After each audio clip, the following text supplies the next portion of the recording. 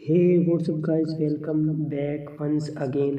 हमारी आज की कहानी जो हम सुनाने जा रहे हैं उसका नाम है रैंकन रोग। कहानी की शुरुआत होती है आज से तकरीबन 100 साल पहले, जब दुनिया में द वाइकिंग का राजा हुआ करता था। आज हम उन सभी को एक नदी किनारे बैठा हुआ देखते हैं, उनके साथ उनका राजा और उसकी बेटी भी मौजूद। ऐसा लग रहा है कि शायद ये किसी की खोज में है। इतने में एक सिपाही एक बकरी को लेकर आता है और फिर राजा उसे एक छोटी सी नाव में बैठाकर नदी में डाल देते। पर ये चीज़ उसकी बेटी को पसंद नहीं आती, क्योंकि उसका कहना था कि वे जो कुछ भी कर रहे हैं वे गलत है। ये चीज़ उन्हें महंगी पड़ सकती है। लेकिन राजा नहीं सुनता और बकरी को बीच में पहुंचने को इंतज़ार करने लगता है। तभी कोई चीज़ पानी से बाहर आती है और उस बकरी के साथ साथ इन सभी को एक ही झटके में खाकर ख़त्म कर देती है, सिवाय राजा की बेटी के, क्योंकि वे भाग गई थी। पर राजा ढूंढने क्या आया था? ये चीज़ क्या थी जो पूरी सेना को एक साथ खा गई? इन्होंने उस बकरी को पानी में क्यों डाला? इन सारे सवालों को जवाब आपको कुछ ही देर में मिल जाएंगे। फिलहाल के लिए बने रहिए। अब कहानी सीधा पहुंचती है आज के समय में। हम यहाँ पर सिगार्ड नाम के आदमी को दिखाया जाता है, जो एक ऑर्कोलॉजिस्ट है। वो पुरानी चीज़ों को खोज में काफ़ी दिलचस्पी दिखाता है, जैसे कि वाइकिंग का वह जहाज जिससे कि वे उस जगह पर गए थे, उसे भी उसने खोजा था। पर बीते कई सालों में वह सही से खोज नहीं पा रहा है। उल्टा उसकी बातों पर अब किसी को यकीन भी नहीं हो रहा है, क्योंकि उसका कहना है कि वाइकिंग कभी भी अपने इलाके से इतनी दूर नहीं जाते। फिर उस दिन वे इतनी दूर क्या करने आए थे? यहाँ सिगार्ड की बीवी भी उसी तरह इस काम में बेहद उसकी दिलचस्पी दिखाया करती थी और दोनों मिलकर साथ में अच्छा काम करते थे। लेकिन पिछले साल उसकी कैंसर के कारण मौत हो गई। उसके बाद भी सिगार्ड अपने कामों में इतना मशरूफ़ रहता है, उसे अपने दोनों बच्चों जूलिया और एंडी की परवाह नहीं है। हर टाइम वह बस इन्हीं चीज़ों के बारे में सोचता रहता है। और अब तो कल उसके म्यूजियम में इन्वेंटर भी आ रहे हैं, इसलिए वहाँ का मालिक उसे कहता है कि कुछ अच्छा ही बोलना, उसके सामने अपनी मनगढ़ंत कहानियाँ मत सुनाने लगना, वरना वे हमें कभी पैसा नहीं देंगे। अब प्रोजेक्शन शुरू होती है। सिगार्ड बोलना शुरू कर देता है, लेकिन कुछ ही देर में वहाँ बैठे लोगों के चेहरे को देखकर ये साफ पता लगाया जा सकता है कि उन्हें सिगार्ड की बातों में कोई दिलचस्पी नहीं आ रही है। दरअसल वो ये कहना चाह रहा है कि ज़रूर वाइकिंग का जो जहाज़ हमें मिला था, वो वाइकिंग यहाँ पर कुछ छुपाने के लिए आए थे। शायद उसमें उनका ट्रेजर यानी कि खजाना हो सकता है, इसलिए हमें उस जगह पर जाना चाहिए था कि हमें कुछ सुराग मिल सके। लेकिन उसके इस बात पर कोई हंसने लगता है और मजाक बनाकर यहाँ से चला जाता है। इससे उसके बॉस को काफ़ी गुस्सा आता है, इसलिए वे भी इसकी रिसर्च का मजाक बनाते हैं। पर सिगार्ड को पता था कि ज़रूर वह जिसकी उसे तलाश है, और इसमें उसकी बीवी ने अपनी पूरी ज़िंदगी लगा दी। वे ऐसे तो इस रिसर्च को बर्बाद होने नहीं देगा।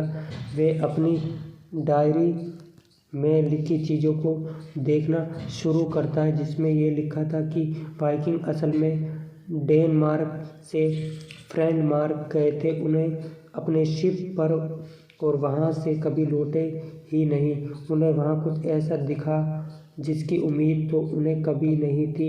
अपनी इन्हीं कहानियों में वे इतना मगन हो जाता है कि वह भूल गया कि उसे अपने बच्चों को स्कूल से वापस लाना है। अब जैसे तैसे करके वे स्कूल पहुंचा। उसकी बेटी जूलिया ने उसे नज़रें मिलाने तक भी सही नहीं समझा, क्योंकि उसके पिता को उनकी कोई फिक्र नहीं है। अब धीरे धीरे समय के साथ इस प्रोजेक्ट पर सिगार्ड काम कर रहा था उसे बंद कर दिया जाता है क्योंकि कोई भी रिटर्न नहीं मिल पाया। इसी निराशा में वह एक दिन अपने कमरे में बैठा हुआ था कि तभी जोई उसका कलीग वहाँ आया जो उसके पिछले प्रोजेक्ट में साथ था। जोई बेहद ही खुश था क्योंकि उसे कुछ ऐसा मिला है जिसकी उम्मीद उसे भी नहीं थी और ये चीज़ उसके बंद पड़े प्रोजेक्ट वापस से चालू कर सकती है।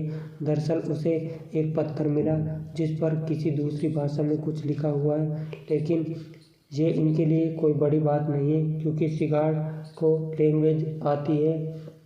उसे पढ़कर पता लगा कि ये पत्थर वाइकिंग के समय का है और उसी रात की कहानी इसी पर लिखी हुई है, यानी कि एक फौज जिसके साथ उसका राजा, उसकी बेटी, वो लोग एक आइसलैंड पर गए किसी चीज़ की तलाश में, लेकिन वहाँ उस पर किसी बड़ी चीज़ ने हमला कर दिया और सब कुछ ख़त्म हो गया सिवाय राजा की बेटी के, जिसका लॉकेट के निशान उस पत्थर पर थे जिसे देख सिगार्ड को कुछ याद आता है।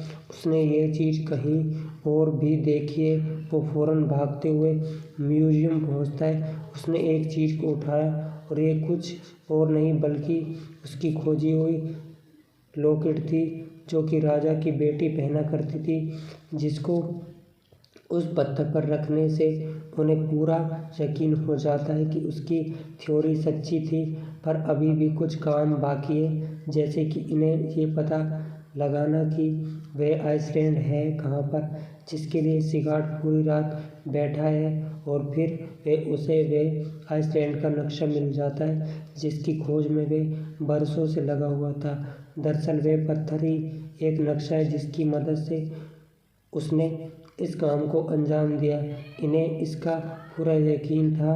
वहाँ पर वाइकिंग अपने किसी अनमोल चीज़ को छुपाने के लिए गए थे, लेकिन इस बात पर बिल्कुल भी यकीन नहीं था कि उन पर किसी दानव ने हमला करके मार डाला। पर दोनों ने फैसला कर लिया कि अब वे डेनमार्क जाएंगे, लेकिन उससे पहले सिगार्ड अपने दोनों बच्चों को भी साथ चलने को मना लेता है क्योंकि उसने वादा किया था कि वह किसी दिन उन्हें एक अच्छे टूर पर लेकर जाएगा और इससे अच्छा मौका उन्हें कहाँ मिलेगा। अब डेनमार्क पहुँचने पर इन्हें एलिजाबेथ मिलती है जिसे सिगार्ड ने बुलाया था क्योंकि वे एक बहुत ही अच्छी गाइड है और उसे इस जगह के हर एक रास्ते के बारे में पता है। लेकिन जो उसके साथ ड्राइवर था वह बेहद ही खलूस था और खैर नक्शा देने पर एलिजाबेथ बताती है कि ये जगह तो यहाँ से काफ़ी दूर पहाड़ों के बीच में है जहाँ पर अभी बर्फ़ नहीं है, इसलिए हमें ज़्यादा समय नहीं लगेगा वहाँ पहुँचने में। उसकी बात ठीक थी। ये लोग कुछ ही देर सफ़र करने के बाद पहाड़ के उस पार आ गए, पर अभी भी इनकी मंजिल इनसे काफ़ी दूर है। ये सभी पैदल आगे बढ़ते हैं क्योंकि अब जंगल आ गया है। ये जंगल दरअसल एक आइसलैंड के बीच में है और जिस जगह पर ये जा रहे हैं वह भी एक आइसलैंड है जो कि इस आइसलैंड के बीच में है। थोड़ी दूर आने पर इन्हें अब अपने सामने फिशिंग लगी मिलती है जिसके बारे में ड्राइवर बताता है कि यहाँ पर सालों पहले दो राजघरानों के बीच में लड़ाई हो गई थी इस आइसलैंड को लेकर, इसलिए सरकार ने हमेशा के लिए इसे बंद कर दिया। क्या सच में यहाँ यही हुआ था? खैर सिगार्ड तो फैंस को काट कर अंदर घुस जाता है। अब इस जगह पर मच्छर भी बहुत ज़्यादा है, इसलिए एलिजाबेथ जूलिया के हाथों में लोशन लगा देती है, जिस दौरान बातों ही बातों में उसे पता लगता है कि उनकी मॉम की सालों पहले मौत हो गई और वे अपने डैड के साथ रहती है। ये जानकर एलिजाबेथ का मन बैठ जाता है, लेकिन उसने उसे कुछ कहा नहीं। इतने में सिगार्ड को अपने सामने कुछ रशियन मिलिट्री की चीज़ें दिखती है। इतने सिगार्ड को अपने सामने कुछ रशियन मिलिट्री की चीज़ें दिखती है जो कि वर्ल्ड वार 2 के टाइम के बाद यहीं पर पड़ी है, लेकिन इनकी मंजिल ये नहीं है, इन्हें आगे और बढ़ते रहना है। होगा। 3 घंटे चलने के बाद इन्हें अपने सामने एक छोटा सा टापू नज़र आता है जिसका जिक्र वाइकिंग ने अपनी किताब में किया और इसे वो लोग फ्रोंडेगो के नाम से पुकारते। अब इनकी आधी खोज तो मुकम्मल हो गई, लेकिन अभी आधी बाकी है जो वहीं जाकर पूरी होगी। ये सभी एक छोटी सी लड़की से राह बनाते हैं, फिर उसे धीरे धीरे करके उसे छोटे से टापू पर पहुंचकर वहां पर खोज करना शुरू करते हैं। लेकिन कई घंटों के बाद उन्हें हाथ सिर्फ गोलियों का शेल के अलावा कुछ और नहीं मिलता, जो शायद वर्ल्ड war 2 के टाइम पर होंगे। जिसकी तलाश में वे इतनी दूर आए थे वह उन्हें मिला ही नहीं। जूलिया अब घर जाना चाहती है, लेकिन उसके पिता को अभी कुछ सवालों के जवाब ढूंढने, इसलिए वे कुछ समय यहीं रुकने को कहते हैं। पर इस बीच हम देखते हैं कि ड्राइवर सिगार्ड को यही डायरी पढ़ रहा है जिसमें उसने उस खजाने के बारे में लिखा है। लेकिन जब सिगार्ड को पता लगा कि उसने उस डायरी को छीन लिया कि उसे ये पसंद नहीं है कोई और उसके ट्रेजर के बीच में जाने की कोशिश करे। यहाँ हम जूलिया को देखते हैं जो कि गुस्से में इस आइसलैंड की ओर अंदर आ गई, जहाँ उसे एक बंकर जैसी कुछ चीज़ें दिखती है। अंदर जाने पर पता लगा कि ये वो वाइकिंग के टाइम का है, क्योंकि वहाँ कुछ ऐसी चीज़ें थी जो कि उनके ही ज़माने की थी। लेकिन तभी वहाँ पर ड्राइवर आ गया जिससे उसे सभी सामानों को छीन लिया और वहाँ की किसी को भी इस बारे में मत बताना वरना अंजाम बुरा होगा। सीन शिफ्ट होता है एलिजाबेथ पर, जो सिगार्ड से कहती है कि उसे जानकर ये बहुत बुरा लगा कि वह अपने बच्चों को अकेले पाल रहा है, क्योंकि उसकी बीवी की मौत हो गई और ऐसे अकेले बच्चों को संभालना काफ़ी मुश्किल होता है। इसका जवाब सिगार्ड दे पाता है। तभी उसे एंड्रयू की चीखने की आवाज़ आती, जिसे एक गुफा मिली थी। सभी वहाँ पहुँचते तो इसको देखकर सिगार्ड को पता लगा शायद ये वही जगह होगी जहाँ वाइकिंग ने अपनी उन अनमोल चीज़ों को छुपाया होगा। गुफा बेहद ही गहरी थी, इसलिए उसके अंदर जाना तो असंभव था, लेकिन ऐसी सिचुएशन के लिए सिगार्ड पहले से तैयार होकर आया। ये लोग रस्सी की मदद से एक एक करके नीचे की ओर जाने लगते हैं, फिर अपनी खोज शुरू करते हैं। कुछ ही देर में इन्हें एक ऐसी चीज़ मिलती है जिसे देख सिगार्ड की खुशी का ठिकाना नहीं था, जैसे कि वाइकिंग सोल्जर का हेलमेट, उनकी जली हुई मशाल। लेकिन उसके बेटे एंड को भी कुछ मिलता है, जो कि एक बड़ा सा अंडा था जिसके बारे में वह किसी को कुछ बताता नहीं और चुपके से अपने बैग में रख लेता है, जहाँ पर इन्हें अच्छी खासी चीज़ें मिल चुकी है, जिससे कि सिगार्ड ये सभी को भरोसा दिला सके कि यहाँ पर वाइकिंग आए थे। अब जब ड्राइवर को पता लगा कि ये लोग इन सामानों को दरअसल म्यूजियम में देंगे ना कि बेचेंगे, वे बहुत गुस्सा होता है और कहा कि क्या तुम सभी पागल हो गए हो?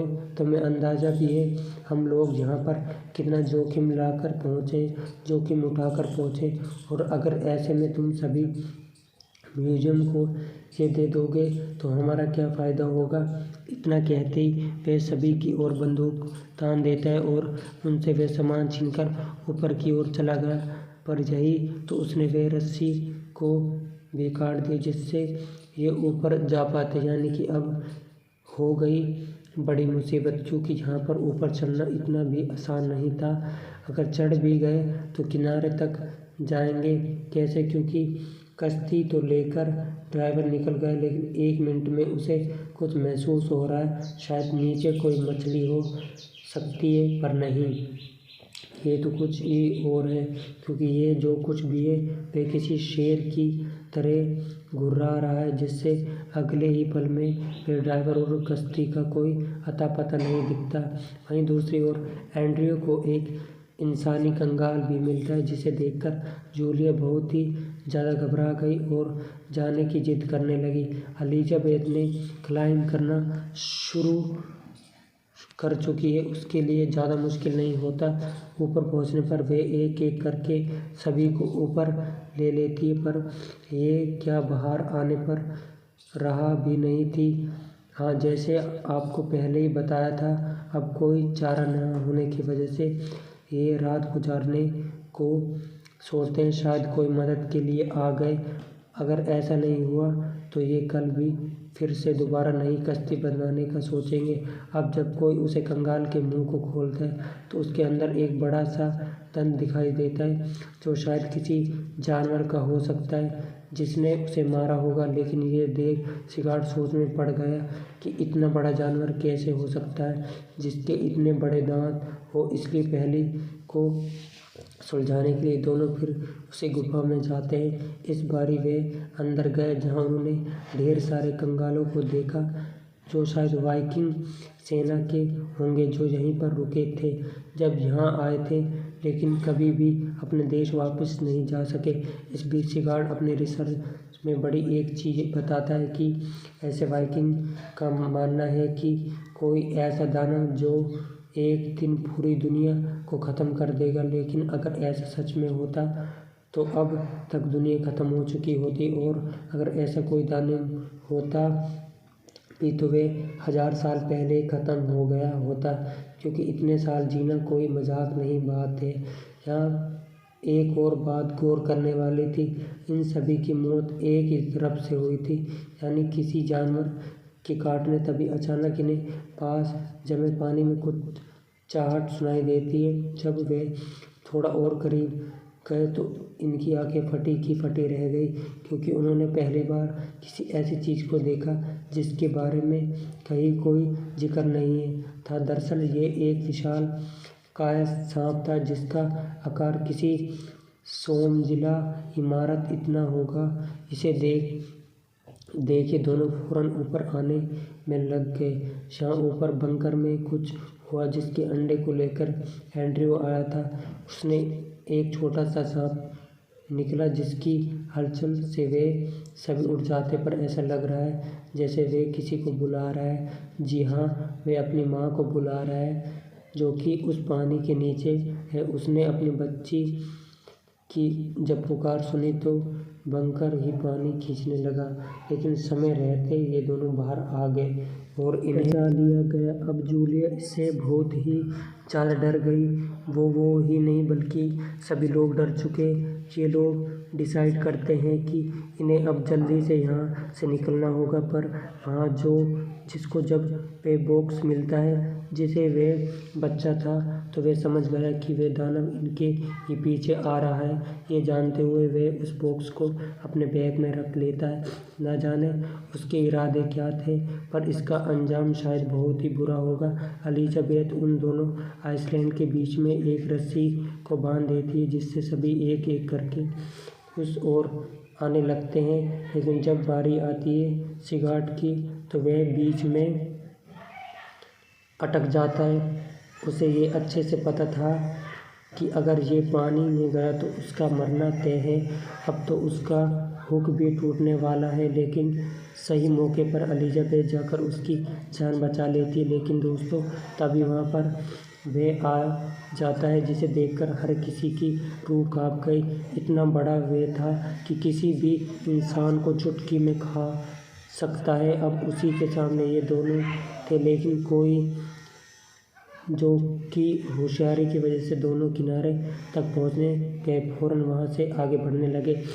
इन्हें जहाँ एक गलतफहमी थी, वो दानव सिर्फ पानी में रहता है, लेकिन इन्हें एक गलतफहमी थी कि वे दानव सिर्फ पानी में रहता है। ऐसा नहीं था, वे ज़मीन पर भी अपना आतंक मचा सकता है। इसलिए ये लोग फौरन वहाँ से भागकर एक अंडरग्राउंड बंकर में छुप गए, जो किसी टाइम पर रशियन आर्मी इस्तेमाल करती थी। उसे भागते टाइम शिगार्ड को समझ आया कि सालों पहले वाइकिंग अपने खजाने को छुपाने नहीं बल्कि इस दानव को मारने के लिए आए थे, क्योंकि उन्हें ये लग रहा है कि ये जो कुछ भी है उनकी दुनिया को ख़त्म कर देगा। पर ऐसा हो ना सका, और इस चीज़ को इकलौती बची हुई इंसान उसकी बेटी ने उस पत्थर पर लिखा दिया। इन्हें बाहर निकलने का एक रास्ता भी मिल गया, जिसमें सबसे पहले जोई बाहर आता है। इस दौरान सिगार्ड को पता लगा कि उसके पास उस सांप का बच्चा है, जिसके कारण ही वह उसे पीछे पड़ा है और वह बैग देने को कहता है, लेकिन जोई मानता ही नहीं, जिसका अंजाम वो कुछ ही देर में भुगत भी जाता है। जी हाँ, वह सांप आकर उसे मार डालता है, लेकिन वह बैग उसी बंकर में गिर चुका था जिससे उस दानव का बच्चा था, जिसकी चीख सुन वो भी नीचे बंकर में चला गया। अब इस मलबे में दबकर एलिजाबेथ और सिगार्ड दोनों बेहोश हो गए। ये दोनों बच्चे अब फंस चुके हैं, क्योंकि वह सांप अब इनके पीछे पड़ चुका है। एंड्रिया बहुत कोशिश करती है किसी भी हाल में अपनी बहन की जान को बचा ले, लेकिन ऐसा मुमकिन नहीं हो पाया, क्योंकि उसने देख लिया। लेकिन इससे पहले कि वो कुछ करता, सिगार्ड की आंखें खुल जाती है। उसे अच्छे से पता है कि वह अपने बच्चे को लेने के लिए आ रहा है। वह चुपचाप गया, उस बैग में छोटे सांप को बाहर निकाला और उसके सामने रख दिया, जिसे लेकर वह बड़ी शांति से वहाँ से चला गया। तो कुछ देर इस तरह इनकी जान बच गई, लेकिन इनका ढूंढा हुआ खजाना तो डूब गया उसी ड्राइवर के साथ। इसलिए अब कुछ हासिल नहीं हुआ, लेकिन हाँ, जोई का खोजा हुआ पत्थर वो उस म्यूजियम को दे देता है। उसके बाद उसने इस जॉब को हमेशा के लिए छोड़ दिया। एक टीचर की नौकरी जोई कर ली, क्योंकि वे नहीं चाहता किसी और भी उस आइसलैंड के बारे में पता लगे। यहाँ जो कुछ भी है वो बहुत ही अनमोल है, और अगर ऐसा हुआ तो लोग उसे ढूंढने ज़रूर जाएंगे और फिर उस दानव का शिकार बन जाएंगे। इसलिए उसने सब कुछ छोड़ दिया और अपने बच्चों पर ज़्यादा ध्यान देने का डिसाइड किया। कहानी यहीं ख़त्म होती है दोस्तों। मेरा सवाल आपसे, आपको किसी तरह की कहानियाँ ज़्यादा पसंद हैं? जंगल, आइसलैंड, सर्वाइवल या फिर ट्रेजर हंटिंग? हमें कमेंट करके ज़रूर बताइएगा, इसमें हमें मदद मिलेगी आगे की कहानियाँ सुनाने में। तो कमेंट ज़रूर करिए। मिलते हैं अगले वीडियो में। Thank you so much for watching this video.